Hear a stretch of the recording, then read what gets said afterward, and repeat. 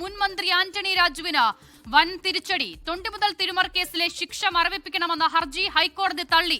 ഇതോടെ തിരുവനന്തപുരം മണ്ഡലത്തിൽ ആന്റണി രാജുവിന് മത്സരിക്കാനാകില്ല. ആർ ശ്രീജിത്ത് തിരുവനന്തപുരത്ത് നിന്നും ചേരുകയാണ്. ശ്രീജിത്തിലേക്ക് പോകുമ്പോൾ, ശ്രീജിത്ത്, ഏറ്റവും പ്രധാനം തെരഞ്ഞെടുപ്പിൽ മത്സരിക്കുക എന്നുള്ള ആവശ്യമായിരുന്നു ആന്റണി രാജുവിനെ സംബന്ധിച്ചിടത്തോളം. അടിയന്തരമായി ഹൈക്കോടതിയിലേക്ക് പോയ സാഹചര്യവും അതാണ്. ആശ്വാസവിധി പ്രതീക്ഷിച്ചിരുന്നു, പ്രത്യേകിച്ചും കഴിഞ്ഞ ദിവസങ്ങളിലെ ഹൈക്കോടതിയുടെ ചില പരാമർശങ്ങൾ കൂടി പരിശോധിക്കുമ്പോൾ. പക്ഷേ അതുണ്ടാകുന്നില്ല, വലിയ തിരിച്ചടി ഉണ്ടാകുന്നു. തിരുവനന്തപുരം സീറ്റിലെ പ്രഖ്യാപനം ഒഴിച്ചിട്ട് കാത്തിരിക്കുകയായിരുന്നു LDF. എന്താണ് അടുത്ത രാഷ്ട്രീയ നീക്കം? തൊണ്ടി മുതൽ തിരുമറി കേസിൽ ഹൈക്കോടതിയിൽ നിന്ന് അനുകൂലമായ ഒരു നിലപാടായിരുന്നു ആന്റണി രാജു പ്രതീക്ഷിച്ചിരുന്നത്. അതനുസരിച്ച് 2026 നിയമസഭാ തെരഞ്ഞെടുപ്പിൽ തിരുവനന്തപുരം സെൻട്രൽ മണ്ഡലത്തിൽ നിന്ന് മത്സരിക്കാൻ കഴിയുമെന്നും ആന്റണി രാജു പ്രതീക്ഷിച്ചിരുന്നു. എന്നാൽ അദ്ദേഹത്തിൻ്റെ പ്രതീക്ഷയ്ക്ക് വിരുദ്ധമായ ഒരു ഉത്തരവാണ് ഇപ്പോൾ ഹൈക്കോടതി പുറപ്പെടുവിച്ചിരിക്കുന്നത്. അതുകൊണ്ട് തന്നെ ആന്റണി രാജുവിന് ഈ നിയമസഭാ തെരഞ്ഞെടുപ്പിൽ മത്സരിക്കാനുള്ള സാധ്യതകൾ അടഞ്ഞിരിക്കുന്നു.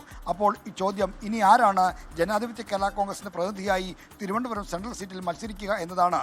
സീറ്റ് ജനാധിപത്യ കേരള കോൺഗ്രസ് തന്നെയാണ് എന്ന് ഈ മാസം 13 നടന്ന ഉഭയകക്ഷി ചർച്ചയിൽ ആന്റണി രാജുവിൻ്റെ പാർട്ടിക്ക് ഉറപ്പ് ലഭിച്ചിരുന്നു. CPM നേതൃത്വം ഈ സീറ്റ് ഏറ്റെടുക്കാനുള്ള ചില നീക്കങ്ങൾ ഉണ്ടായിരുന്നു എന്നുള്ള പ്രചരണം ഉണ്ടായിരുന്നു. എന്നാൽ സീറ്റ് ഏറ്റെടുക്കാനുള്ള നീക്കത്തിൽ നിന്ന് CPM പിന്മാറി.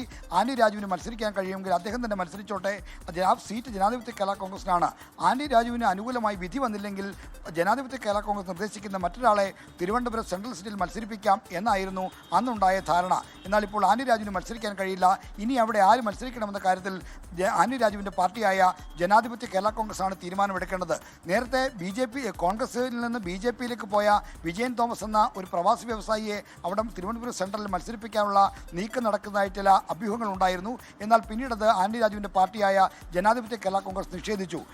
ആന്റണി രാജുവിൻ്റെ മത്സരിക്കാൻ കഴിയുന്നില്ലെങ്കിൽ അവിടെ പാർട്ടിയിൽ നിന്ന് ഒരാളെ നിശ്ചയിക്കണമെന്നാണ് ജനാധിപത്യ കേരള കോൺഗ്രസ് നേതൃതലത്തിലുണ്ടായിരിക്കുന്ന ആവശ്യം. ആ ആവശ്യം മുൻനിർത്തി ശക്തമായ സമ്മർദ്ദം പാർട്ടിക്കകത്ത് ഉണ്ട്. അതുകൊണ്ട് തന്നെ ഇനി തിരുവനന്തപുരം സെൻട്രൽ സീറ്റിലെ സ്ഥാനാർത്ഥി ആരാണെന്ന കാര്യം ഇന്ന് വൈകുന്നേരത്തോടു കൂടി നിശ്ചയിക്കേണ്ടതുണ്ട്.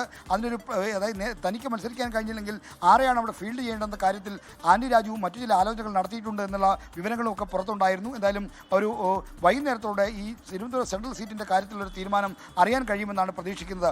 അസിത, ലോകത്തെവിടെയായാലും ഏത് സമയത്തും 24 വാർത്തകളും ഓഗ്മെന്റഡ് റിയാലിറ്റി പാക്കേജുകളും എക്സ്പ്ലെയിനറുകളും വിശദമായി കാണാൻ ഞങ്ങളുടെ YouTube ചാനൽ നിങ്ങൾക്ക് സബ്സ്ക്രൈബ് ചെയ്യാം.